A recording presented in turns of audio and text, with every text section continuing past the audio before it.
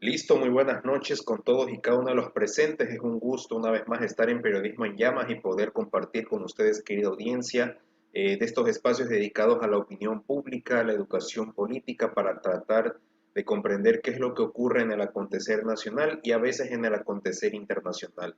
Recordarles, amable audiencia, que aquí creemos en la diversidad de voces, creemos en el respeto al pluralismo ideológico y más que nada la idea es aprender a nuestros invitados, quienes siempre nos dan luces sobre lo que ocurre día a día y a no perder la capacidad de asombro, especialmente aquí en el Ecuador. Primero, disculpas por la audiencia, por la espera, pero ya pudimos superar estos problemas, inconvenientes técnicos que siempre están ahí presentes, pero lo importante es que ya estamos aquí y agradecerle a la presencia del doctor Mauro Andino, quien es fundador del portal Desalineados. Él es experto en temas electorales, así como de otros temas de coyuntura política, con quien tenemos el gusto de contar con su presencia. Mauro, ¿qué tal? ¿Cómo estás? Buenas noches. ¿Qué tal? Buenas noches, John. Gracias por la invitación. Pedirte mil disculpas igual por los inconvenientes ocasionados. Gajes del oficio a veces pasa, pero agradezco tu apertura y tu paciencia para que esto se haya podido solucionar.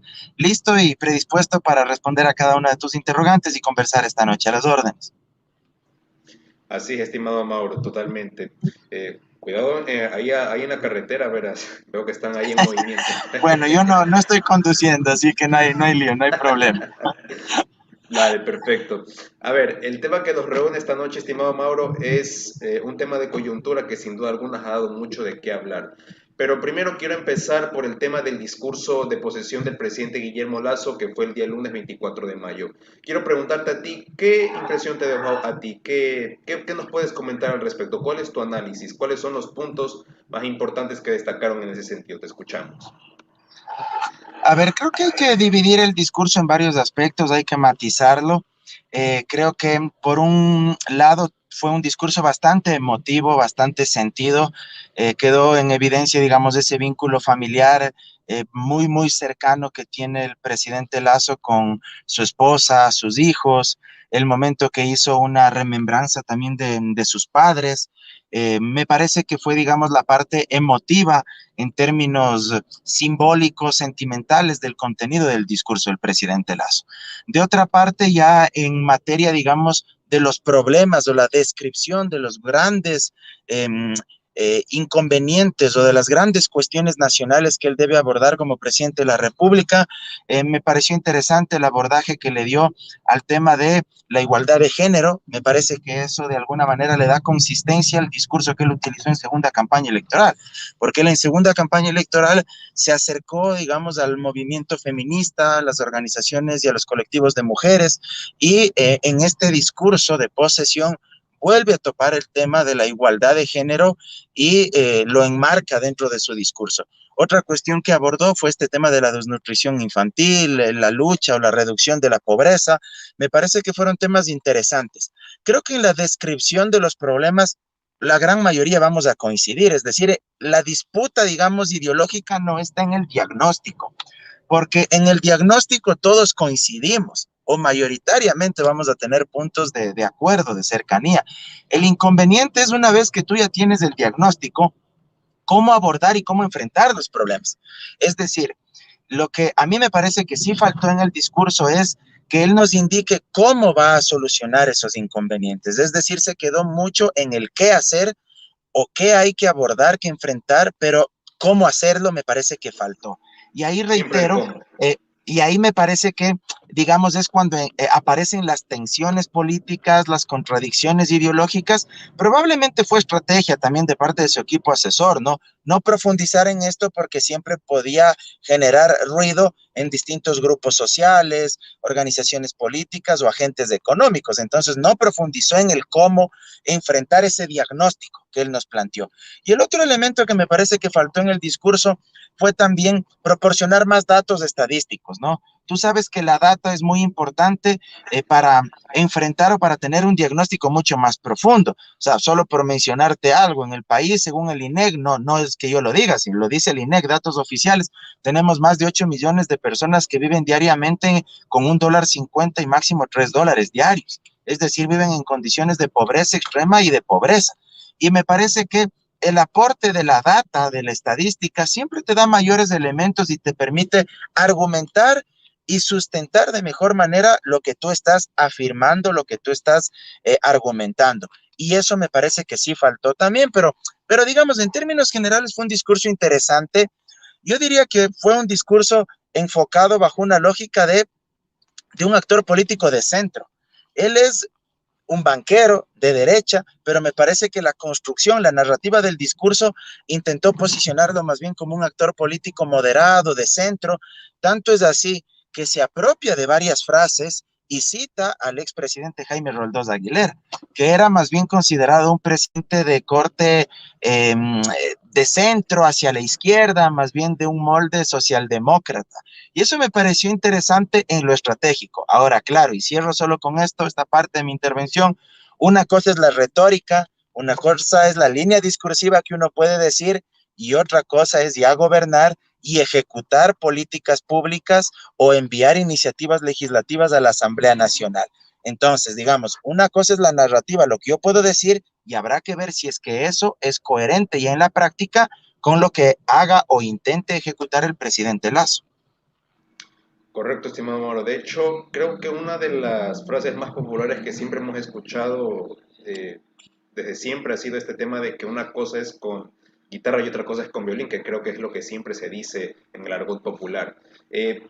Sí, también me pareció muy interesante porque yo le decía esto a la audiencia en el programa de Nelson Salazar la otra vez, en la cual, por ejemplo, el discurso creo que marca un cambio. Yo ponía este ejemplo de que el primer día tú ves al presidente firmando los decretos, que se reúne con el Consejo de Seguridad Nacional. O sea, eso te da creo que la imagen de que el presidente está trabajando en contraste a lo que representó el gobierno del presidente Moreno, que muchos decían de que el presidente es vago, no trabaja. Es como que tú ves eso y es como que chuta, te da un cambio, pero eso es lo que hace un servidor público, o sea, esa es la tarea del servidor público. Uno pone un presidente para que te resuelva los problemas, no para que gimoteo se queje por ellos.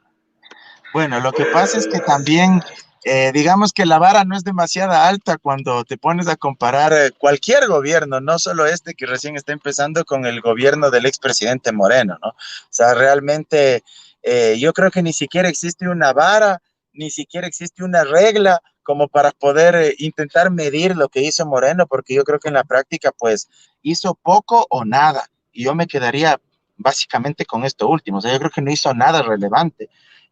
Hay cuestiones que son apenas gotas en medio de un desierto de todo lo malo que hizo Moreno durante su gestión y lo que dejó de hacer, evidentemente. Entonces, claro, vemos que el presidente Lazo firma el primer día, creo que algo más de una cuarentena de decretos, muchos de ellos relacionados con la designación de sus ministros y ministras de Estado, y claro, inmediatamente decimos, wow, qué presidente para trabajador, y no con esto, digamos, estoy queriendo desmerecer la forma en cómo ha iniciado, porque yo creo que ha iniciado relativamente bien, o sea, nadie va a desconocer que hay mucha expectativa, hay mucha ilusión, y esto es lógico, porque siempre un cambio de régimen, sea a nivel del Estado central o sea a nivel de los otros niveles de gobierno, una prefectura, un municipio, sin duda alguna generan ilusión, generan digamos, de esperanza, porque uno aspira que exista una transición democrática que a uno le permita mejorar para bien. Entonces, creo que en ese sentido es lógico que empiece, digamos, con bastante capital político, se evidencia que tiene un mayor respaldo popular, digamos, eso se percibe al menos en el ambiente. No he visto todavía encuestas para ver con qué indicadores de credibilidad o de aceptación arranca, pero sí se percibe en el ambiente otra atmósfera. Y sobre todo, reitero, creo que todos los que votaron por Lazo y todos los que no votaron por Lazo y escogieron otras opciones políticas, coincidiremos en algo. Soñábamos el día en que Moreno se vaya del poder para poder tener una transición democrática y tener un mejor gobierno. Y algo no tengo duda, de algo no me queda la menor duda. Al menos mayor orden institucional y mayor estabilidad, yo sí creo que habrá con el gobierno de Lazo mayor orden, mayor liderazgo, mayor capacidad de conducción, que nunca existió durante los 4 años del gobierno de Moreno. Correcto, estimado Mauro. Aparte, recordarle a la audiencia de que si le va bien al presidente, nos va a los ecuatorianos, porque al final esto se trata de un país per se. O sea, creo que aquí sí hay que separar lo personal con lo profesional para que a la final todos salgamos ganando en ese sentido. Nelson, perdón, Mauro, Yo quería compartirte un dato histórico, ¿sabes? Yo hablaba con Juan Paz y Niño hace un par de días y yo le manifestaba de que, por ejemplo, Guillermo Lazo es el primer presidente banquero desde Carlos Julio Arosemena en 1947, en la cual este último había sido designado por el Congreso. Entonces, habrá que ver, muchos decían que esto era histórico y habría que ver analizar el contexto y más que nada los 100 días en cómo se va a desenvolver. Yo te quiero compartir algo, Mauro. Yo no sé si tú te diste cuenta el día de la posesión en la cual Guadalupe Llori también llamó mucho la atención, la presidenta de la Asamblea Nacional. Yo no me fijé mucho en los zapatos rojos, te cuento, yo más me fijé en la cual lo recibía Guillermo Lazo en la entrada de la Asamblea y no se le despegó ni un momento. O sea, de hecho, cuando ella se pronunció en su discurso, ella decía de que sí, vamos por el Ecuador del encuentro, vamos por la inversión responsable y productiva, cuente con nuestro apoyo, señor presidente, y ta, ta, ta. Entonces, ¿a ti cómo te cayó esta reacción de la presidenta de la Asamblea Nacional en ese sentido? Efectivamente, el discurso de la presidenta de la Asamblea, Guadalupe Llori, me parece que fue muy vinculado con la retórica y la narrativa oficial del presidente Lazo. A mí también me sorprendió eso. De hecho, se apropió y utilizó varios términos, igual que habían sido parte del discurso electoral de Lazo en campaña. Este tema del reencuentro, este tema de la unidad, y me parece que fueron componentes igual muy evidentes en el discurso de la presidenta Llori. No puedo dejar de mencionar que sí me sorprendió también su intervención, más allá de que haya sido con teleprompter, porque, digamos, ella sí utilizó este mecanismo, a diferencia del presidente Lazo, que no utilizó teleprompter porque él estuvo leyendo hojas, digamos, hizo uso de documentos, de papeles para interpretar su discurso.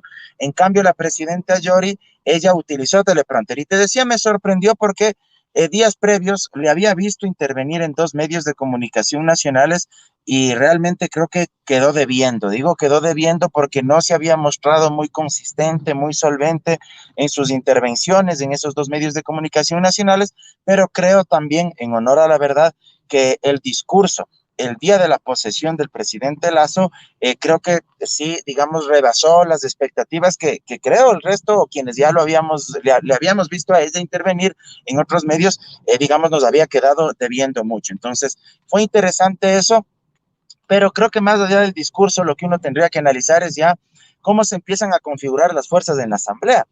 Mira tú que cuando le designaron a ella, salió inmediatamente Salvador Quispe a desmentir que se trataba de un acuerdo y de una alianza con el Ejecutivo y con el movimiento, creo.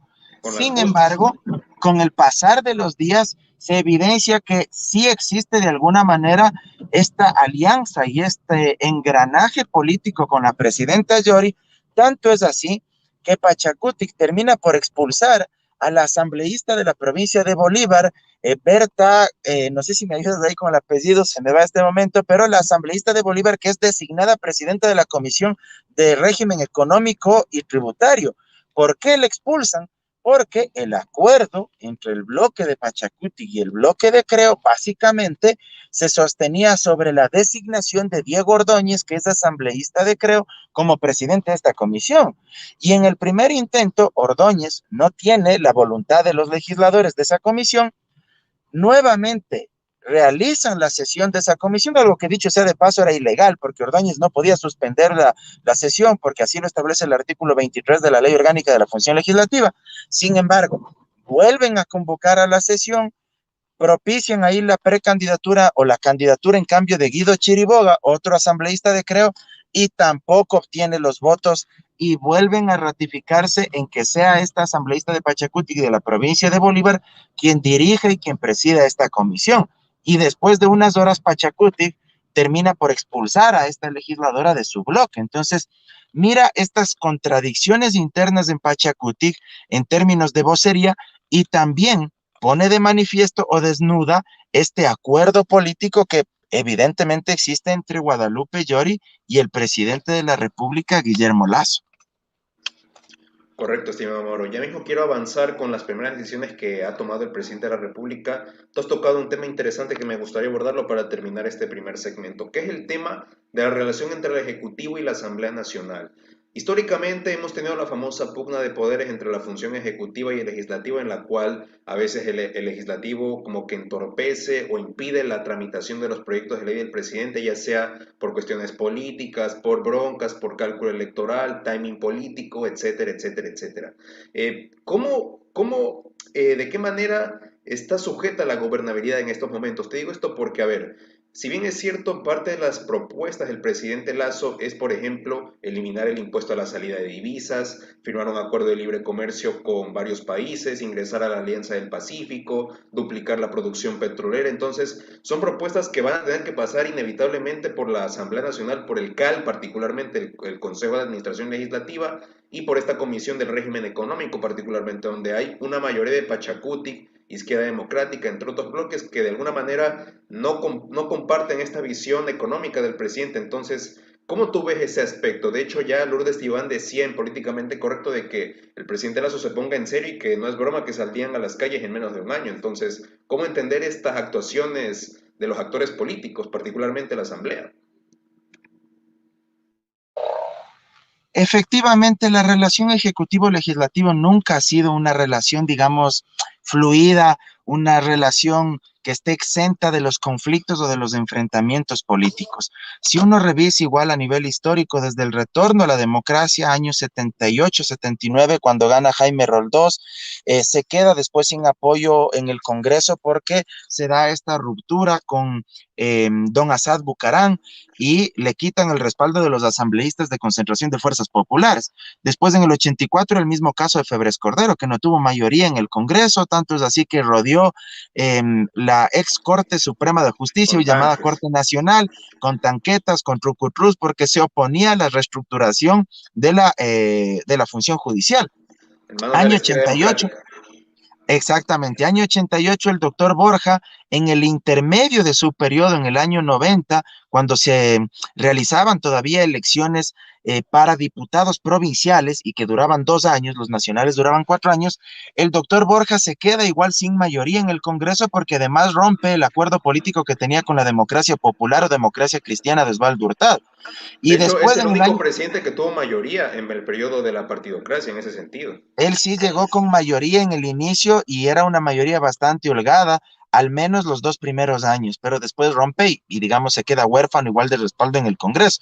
Y lo que le costó el exilio a Alberto Dajig, Sixto Durán Ballén, que era el presidente, y Dajig vicepresidente, adolecían de una mayoría en el Congreso de esa época, y ahí utiliza este famoso tema de los fondos reservados para tratar de moldear una mayoría a su favor y eso le cuesta el puesto de vicepresidente, le cuesta varios juicios penales y le cuesta el exilio a Costa Rica, a Dají.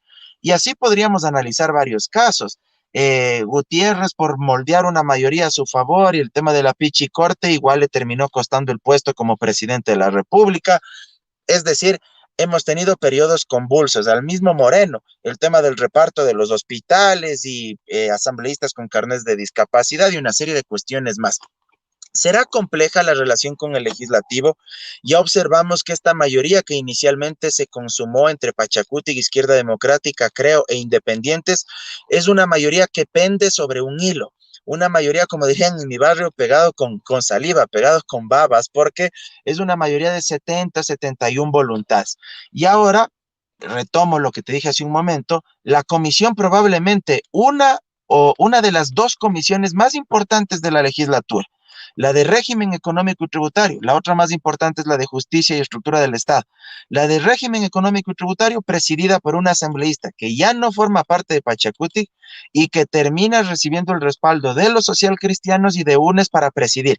Y a esa comisión tendrá que llegar la reforma tributaria que de alguna manera ya la quemó antes de ahora el ministro de Economía y Finanzas, Simón Cueva, cuando adelantó que muy probablemente se quiera gravar con más impuestos, aún no sabemos qué tipo de impuestos, probablemente dio a entender que sería impuesto a la renta, a un 50% de ecuatorianos que ganan un poquito más de $550, porque desde la visión económica de él, ese segmento de la población estaría considerado como personas ricas o de clase alta y que como ganan más de $550, pues tienen que tributar más para que se solidaricen con aquellos segmentos de la población que están en condiciones de pobreza y pobreza extrema, lo cual evidentemente sería una injusticia social y le restaría capital político al régimen. Entonces habrá que ver si es que se ratifican en esta propuesta y repito, en lo que ya de antemano creo yo entró quemándole ese proyecto el ministro actual de Economía y Finanzas.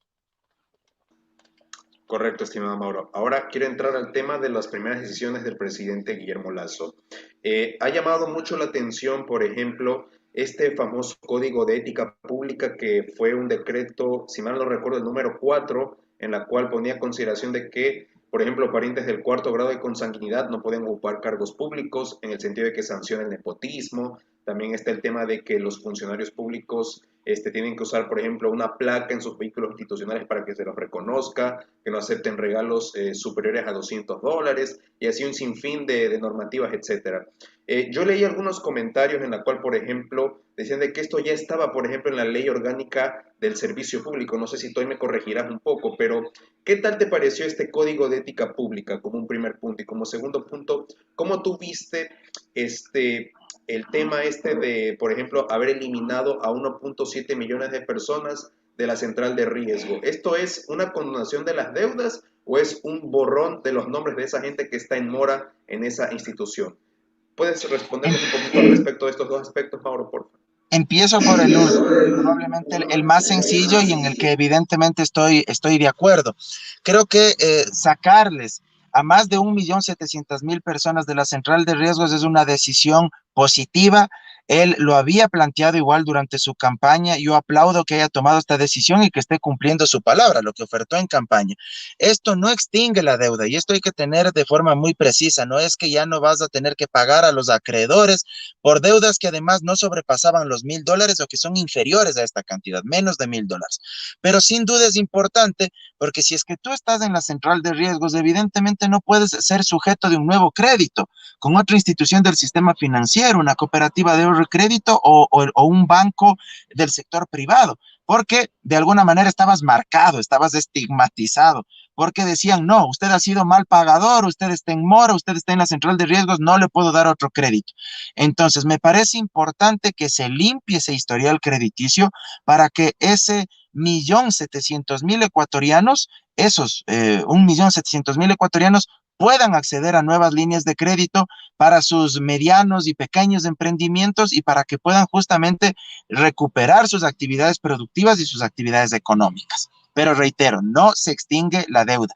Ahora, sobre lo otro, sin duda alguna un código de ética desde lo simbólico tiene una significación especial, importante, mucho más en un contexto que ha vivido el Ecuador donde ha existido mucha corrupción, donde han existido varios procesos que se han denunciado y que han sido judicializados e incluso han llegado hasta instancias definitivas con sentencias en firme.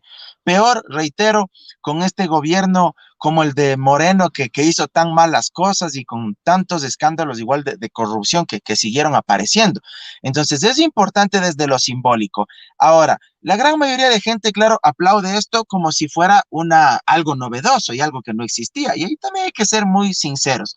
Mucho de lo que se incorpora en este código de ética está ya vigente en la legislación nacional. Cuestiones que están reguladas en la Ley Orgánica de Servicio Público, conocida como LOSEP, cuestiones que están en el Código Orgánico Administrativo y otras cuestiones que también están vigentes en la Ley de Simplificación de Trámites Administrativos. Entonces, son cuestiones que están plenamente vigentes. Y hay otras que ya constituyen delitos de carácter penal y que están vigentes en el Código Orgánico Integral Penal. Por ejemplo, si es que alguien va a darle $200 o un regalo o una cantidad económica X, como los ejemplos que se ponen en el código de ética a cambio de un favor o algo, evidentemente está cometiendo un delito penal y podemos hablar ahí de varios tipos penales, cohecho, no sé, pues tráfico de influencias, concusión, en fin, una serie de cuestiones que ya están tipificadas. Igual el tema del nepotismo, está eso, digamos, está regulado y no se permite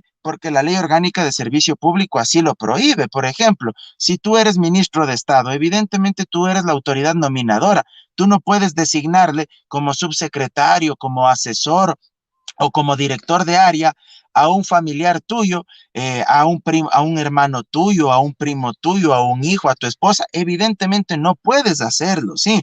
Eso está regulado en la LOCEP y no se permite. Igual, el tráfico de influencias tampoco, eso es un delito penal y en el Código de Ética, por ejemplo, se dice que los ministros, viceministros, subsecretarios, presidente, vicepresidente, no se pueden reunir con representantes de otras funciones del Estado o con aquellos sectores que tengan a su cargo tomar decisiones o dictar políticas donde podría existir conflictos de intereses. Dicho sea de paso, la propia Constitución de la República, cuando tú revisas los artículos pertinentes de la administración pública y del servicio público, establece con claridad que los funcionarios públicos no podrán resolver o tomar decisiones en aquellas áreas sobre las que tengan conflictos de intereses. Si es que uno quiere escudriñar un poquito más en el fondo, yo creo que eh, mira, sin querer polemizar, pero es hasta complicada la propia condición del presidente de la República porque, digamos, él es presidente, aunque él diga que es ex banquero, pero digamos su hijo ahora forma parte de la Asociación de Bancos Privados. Pues entonces, ¿quién dirige la política económica del país? Es el presidente de la República, el Ejecutivo. De hecho, va a tener representantes del Ejecutivo en estas dos juntas que se crearon ahora en la famosa Ley de Defensa de la Dolarización. Son representantes del Ejecutivo que tendrán que tomar decisiones para regular a la banca privada. Entonces, mira, sin querer polemizar, pero digamos, la gente también tiene que saber el fondo y la realidad de estos hechos para que, digamos, aplauda esta decisión de tener un código de ética y estoy a favor de esto en buena hora, pero tampoco es, digamos, que se está inventando algo que no exista ya en nuestra legislación o que no sea parte de tratados o de recomendaciones de organismos internacionales que luchan contra la corrupción y que siempre hacen recomendaciones de buen gobierno, de buena gestión a los distintos estados que forman parte. Correcto, estimado Mauro, definitivamente. A ver, hay otro tema que también ha llamado mucho la atención y fue algo que dijo el presidente un día antes de tomar el cargo.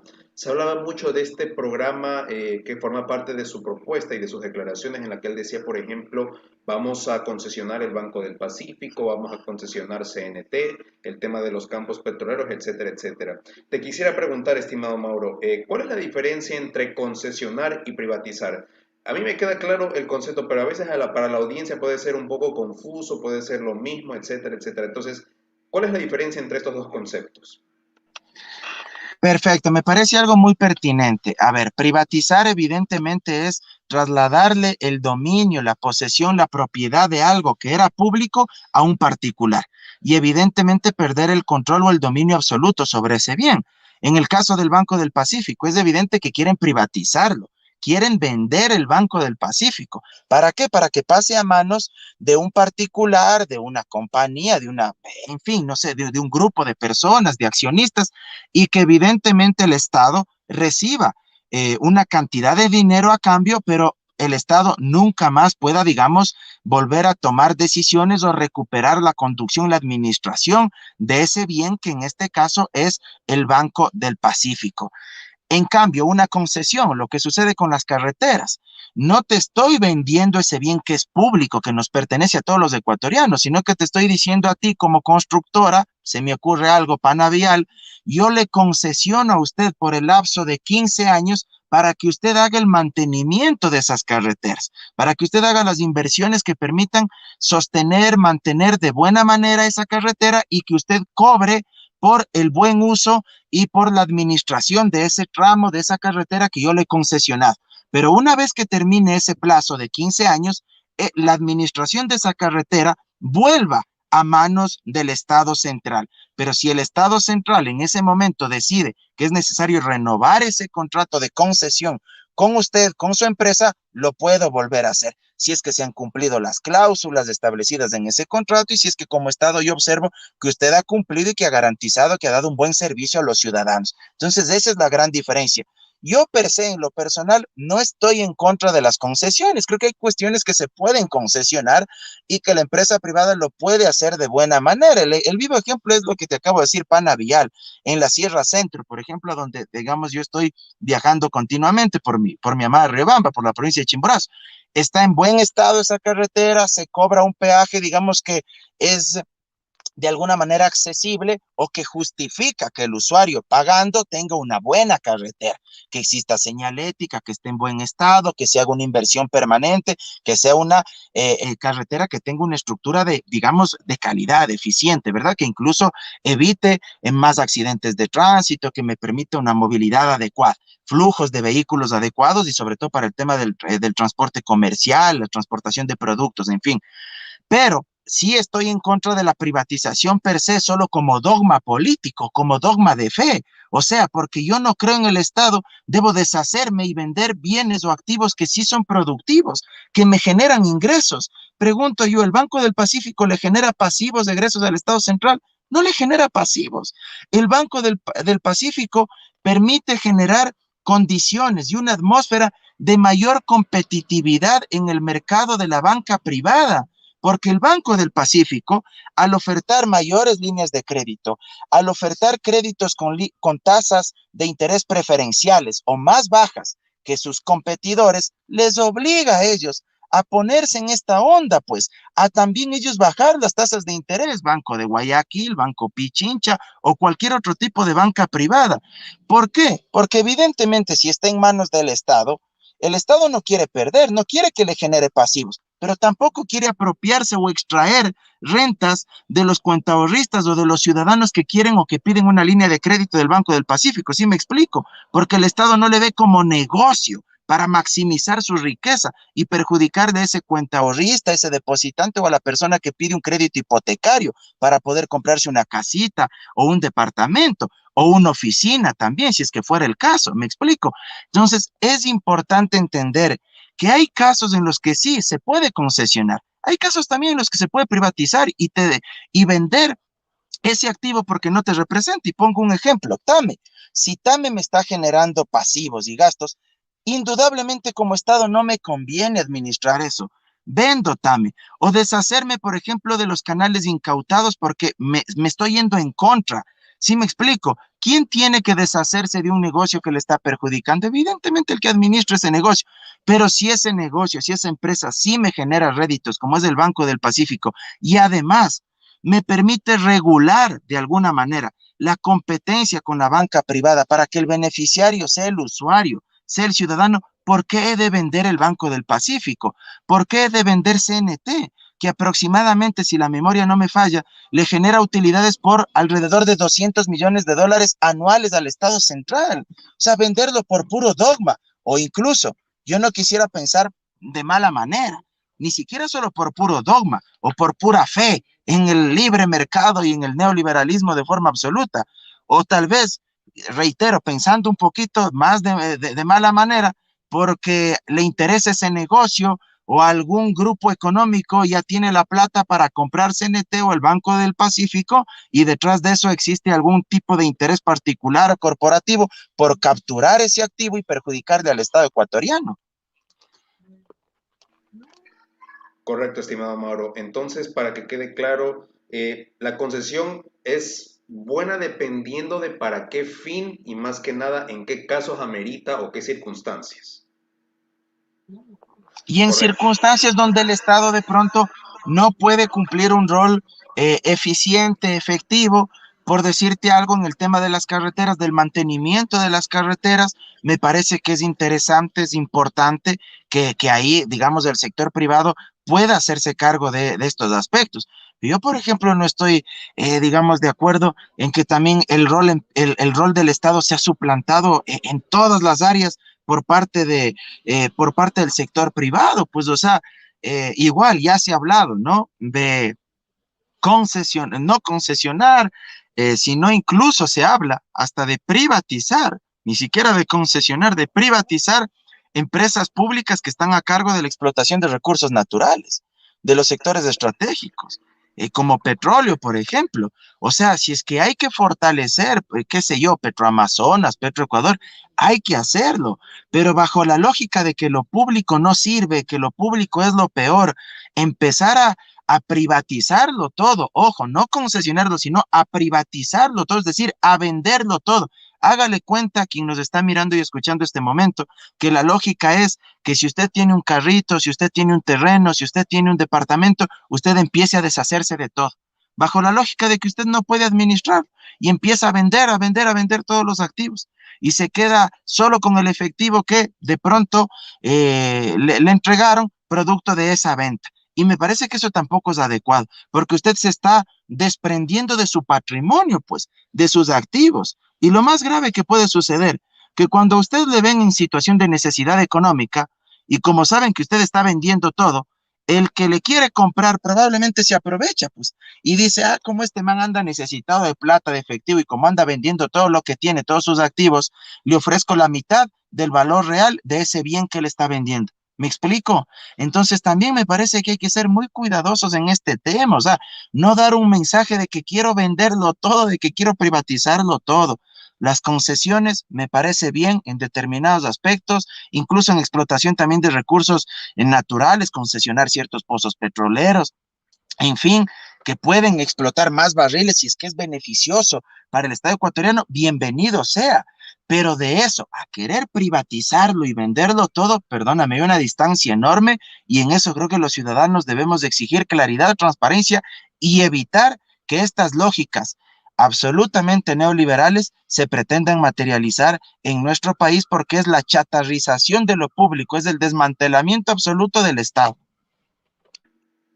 Correcto, estimado Mauro. Ahora quiero pasar a un tema sumamente interesante y otro tema que ha dado mucho de qué hablar, que es este tema del proyecto de ley que mandó el presidente de la República, que es para derogar la ley de comunicación e implementar este proyecto de ley de libertad de expresión y comunicación, si la memoria no me es infiel. ¿Qué alcances tiene esta ley? Te pregunto esto porque en estos días ha generado mucho debate y muchos análisis. Por ejemplo, le escuchaba a Gustavo Chiriboga que decía de que, por ejemplo, si se, en esta ley, en este proyecto de ley, dice que se elimina, por ejemplo, el sistema de comunicación social que está dentro del artículo 384 de la Constitución, lo cual es una inconstitucionalidad, decía él. También estaba el tema de que, por ejemplo, André Benavides decía de que el Consejo de Regulación de Comunicación no puede ser eliminado vía ley, ya que fue, por ejemplo, una especie de propuesta de consulta popular del año 2011 por la cual los ecuatorianos se pronunciaron y que dicho sea de paso estaba dentro del artículo 106 de la Constitución como parte de este pronunciamiento popular. Te pregunto, estimado Mauro, ¿cuáles son los alcances? ¿Cómo ves tú esta ley de comunicación? ¿Es una derogatoria de la ley de comunicación para que se autorregulen los medios o cuál es la finalidad de este proyecto? ¿Cuál es tu opinión al respecto? Mira, creo que hay que analizarlo desde varios enfoques, ¿no? Por un lado el enfoque político y por otro lado el enfoque estrictamente jurídico. Sobre este segundo aspecto, te soy sincero, no he revisado aún a detalle, artículo por artículo, el contenido de la ley. Debo ser profundamente honesto a nivel intelectual y a nivel jurídico. Justamente estaba conversando con mi hermano Edu, que está muy interesado en este tema por su rol de comunicador incluso, y este fin de semana quiero meterme de cabeza, echarle cabeza, como yo mismo digo en mi segmento de Desalineados, a este asunto y quiero no solo revisar el proyecto, quiero volver a revisar la ley vigente, revisar los estándares internacionales en materia de derechos humanos, porque evidentemente hay jurisprudencia de la Corte Interamericana, hay recomendaciones que han hecho los comités internacionales que defienden o que vigilan el cumplimiento del derecho a la libertad de expresión, el derecho a la comunicación, y por supuesto quiero revisar también por ahí algunas sentencias que ha expedido en su momento la Corte Constitucional sobre el tema de la libertad de expresión. Eso, digamos, en materia jurídica. Lo que sí te puedo decir es que coincido plenamente, y esto sí lo he leído, porque he revisado algunos de los comentarios de los colegas que tú citas, de André, de Gustavo, y efectivamente no se puede eliminar el Consejo de Desarrollo de la Comunicación porque esto fue aprobado mediante consulta popular y la Constitución es clarísima en este sentido. El pronunciamiento del pueblo ecuatoriano en una consulta popular o en un referéndum, primero que es de inmediato y obligatorio cumplimiento. Y si tú quieres irte en contra de ese pronunciamiento mayoritario que el soberano se pronunció en las urnas, evidentemente tú tienes que retrotraer los hechos sobre la base de la herramienta que permitió que eso entre en vigencia. ¿Cuál fue consulta popular? Si tú quieres bajarte eso, tienes que hacerlo igual convocando a consulta popular y que una nueva mayoría se pronuncie a favor, digamos, de esta derogatoria, ¿sí? Y esto, me parece, el presidente Lazo, su equipo asesor, no lo ha tomado en consideración, no lo ha tomado en cuenta y creo yo será uno de los elementos centrales para el debate y para el análisis dentro de la Asamblea Nacional. Pero en lo político, yo creo que aquí hay que tener claridad meridiana también en este aspecto, ¿no? En lo político me parece que esto obedece a una estrategia desde la visión del presidente Lazo. Sabemos lo que él siempre, digamos, ha propiciado. Eh, Aquí hay, digamos, más que un guiño, digamos, hay un abrazo a los grandes medios de comunicación hegemónicos, ¿sí?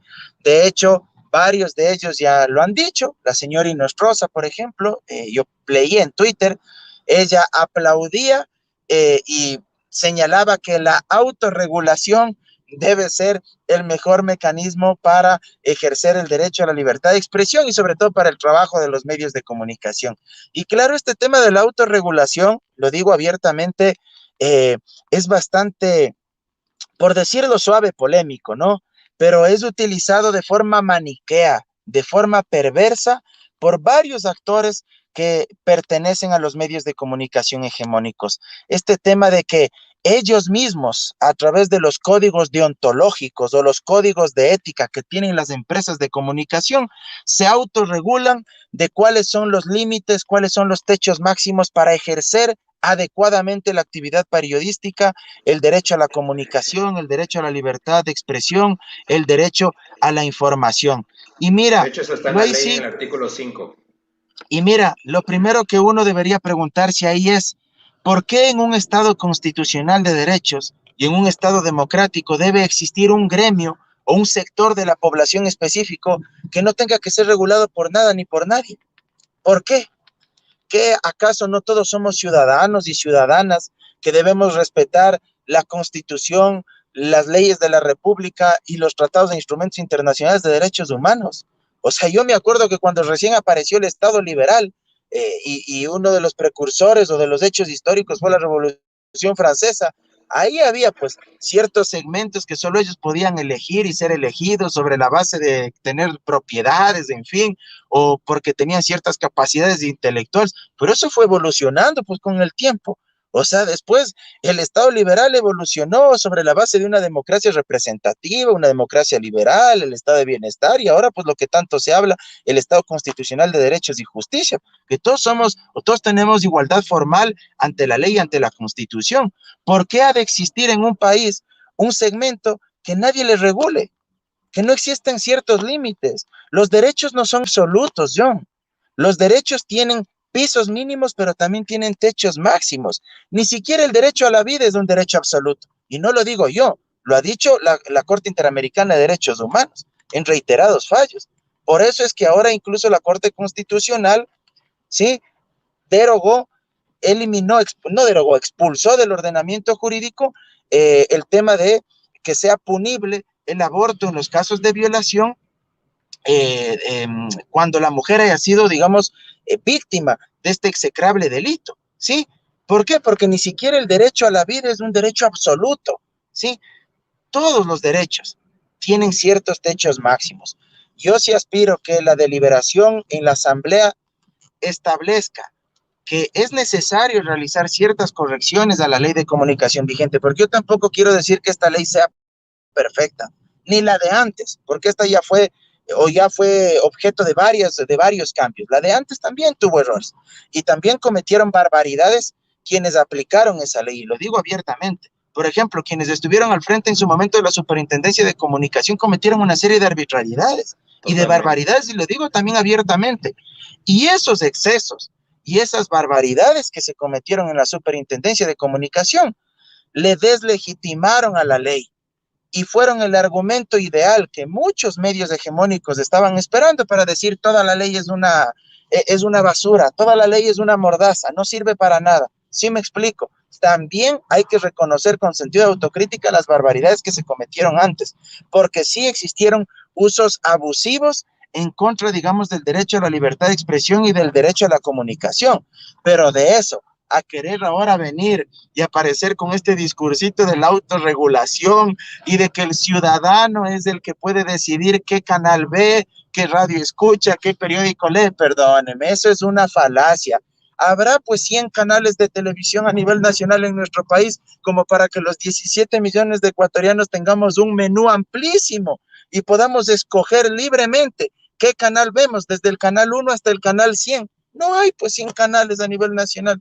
Habrá 50.000 frecuencias de radio a nivel nacional para que podamos escoger libremente qué radio escuchamos. Entonces eso es una falacia y es un engaño, porque además, y con esto cierro esta parte, ¿en manos de quién están pues los medios de comunicación hegemónicos o las grandes radios nacionales?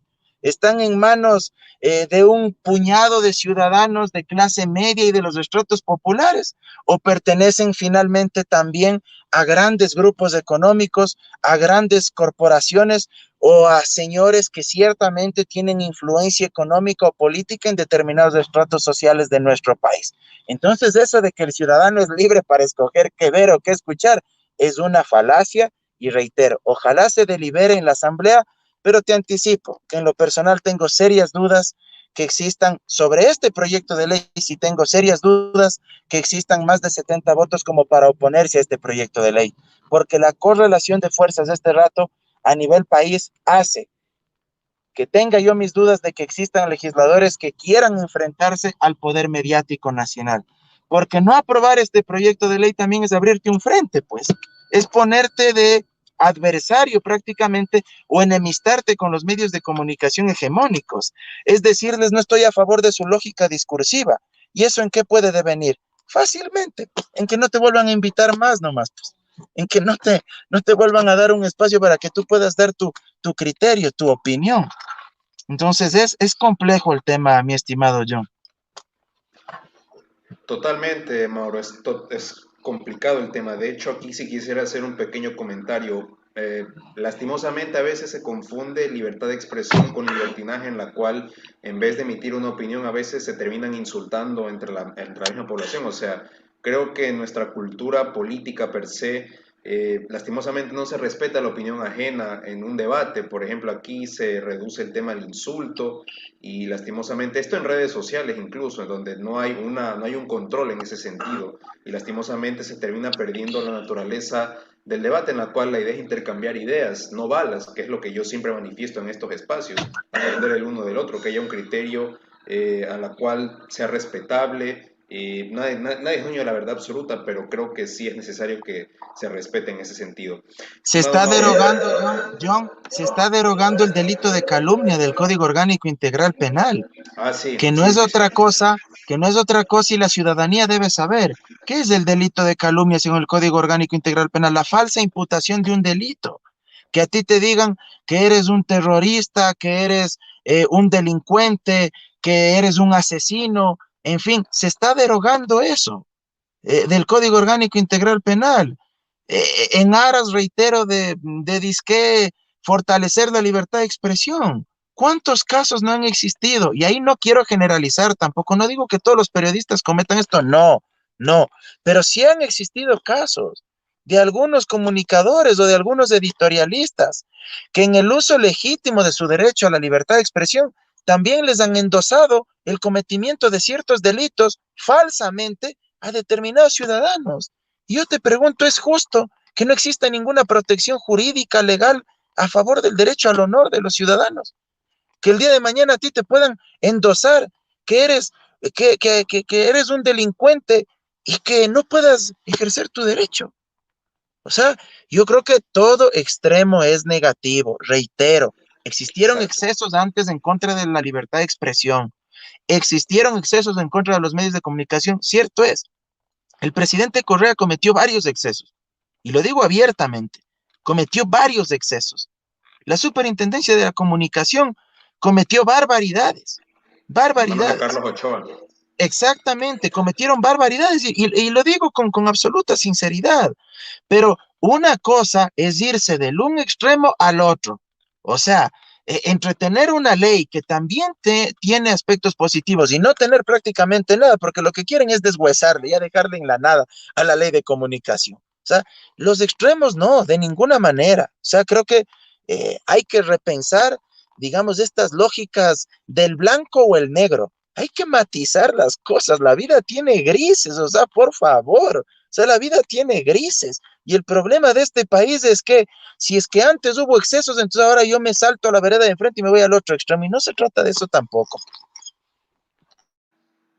Totalmente, sí, mi amor. Aparte que ahorita todo se maneja conforme a la conveniencia política, o sea, lo que ayer fue bueno, hoy nos lo quieren vender como que es malo o viceversa. O sea, creo que aquí sí hay que tener un poquito de sindéresis, que era lo que decía Jaime Roldós, en el sentido de que hagamos una autocrítica, seamos responsables y más que nada prediquemos con el ejemplo, porque de eso se trata a la final, que seamos transparentes en ese sentido. Te iba a preguntar una reflexión de que si debe existir o no una ley de comunicación, pero creo que ya me has respondido y creo que está clara tu respuesta, estimado Mauro. Eh, Créeme que ha sido sumamente interesante y maravilloso tener esta conversación contigo sobre estos temas que la gente tiene que conocer y ponerlos a consideración de ellos para que saquen sus propias conclusiones. Tu mensaje final a la ciudadanía, estimado Mauro, y de verdad, muchísimas gracias por tu tiempo. No, gracias a ti, estimado John. Ha sido una conversación muy, muy interesante. Siempre intercambiar reflexiones contigo es muy valedero. Y simplemente hacerle un llamado final a la ciudadanía, que debemos estar vigilantes de la nueva gestión del nuevo mandatario. Es nuestro derecho, es nuestra responsabilidad y nuestro deber también como ciudadanos y como ciudadanas. Y efectivamente hay que respaldar y apoyar las decisiones legítimas y acertadas que tome el nuevo mandatario, independientemente de las distancias ideológicas que nos pueda separar o que nos pueda acercar a unos y a otros. Es válido, es válido, es válido, decía yo, que uno pueda discrepar en democracia, que uno pueda tener distintas visiones, pero también discrepar no significa estar en contra de todo. No se puede jugar al todo o nada, no porque de O ser pronto yo enemigo. tengo una visión. Exacto, no porque yo tenga una visión más progresista de la vida, significa que yo vaya a decirle no a todo lo que un gobierno probablemente de centro derecha o derecha quiere implementar, porque pueden existir cosas en las que sí podemos tener coincidencias, o viceversa. Alguien que sea de centro derecha o de derecha no necesariamente tiene que estar en contra de todo lo que plantee alguien que sea progresista o que sea de centro izquierdo o de izquierda. Habrá cuestiones en las que sí podamos coincidir y en esos aspectos habrá que decir sí, bien, estoy de acuerdo. Y en las que uno no coincida, es legítimo también ejercer una oposición democrática, pero la oposición democrática se ejerce a través de algo que es fundamental. Si yo estoy en contra de algo, tengo que decirte por qué estoy en contra de eso y argumentarte, demostrarte por qué desde mi visión tú estás equivocado, porque las meras afirmaciones y las meras opiniones carentes de sustento o de evidencia también le hacen mucho daño al país. No decir estoy en contra porque estoy en contra, o porque me caes mal, o porque tú no me agradas. Si estoy en contra y voy a ejercer una oposición democrática, debo sustentar y demostrar las razones del por qué estoy en contra. Te envío un fuerte abrazo. Nuevamente, gracias por la paciencia y un gusto haber podido conversar contigo, estimado John. No, estimado Mauro, a ti agradecerte por atender a nuestra invitación. De verdad, créeme que siempre aprendo mucho de estos espacios y más que nada hablar con gente como tú y extenderte la invitación porque aquí siempre tendrás las puertas abiertas y esperando que no sea la última ocasión. Muchísimas gracias, Mauro. Te deseo muchos éxitos en tu proyecto, en tu profesión más que nada y que más que nada, esa es la idea a la final, como siempre digo, intercambiar ideas, no balas, y que a la final la ciudadanía sea la última que tenga la última palabra y que saquen sus propias conclusiones. Así que agradecerte, estimado Mauro, que Dios te bendiga mucho, Dios bendiga a la audiencia y nos vemos en una próxima ocasión. Cuídate mucho, Mauro. Gracias, un abrazo. Chao. Hola, hola, soy Berito Ayora de Radio Impacto 2, Cuenca, Ecuador, junto a mi DJ Henry Robles. Hacemos el programa Rumbo al Mediodía.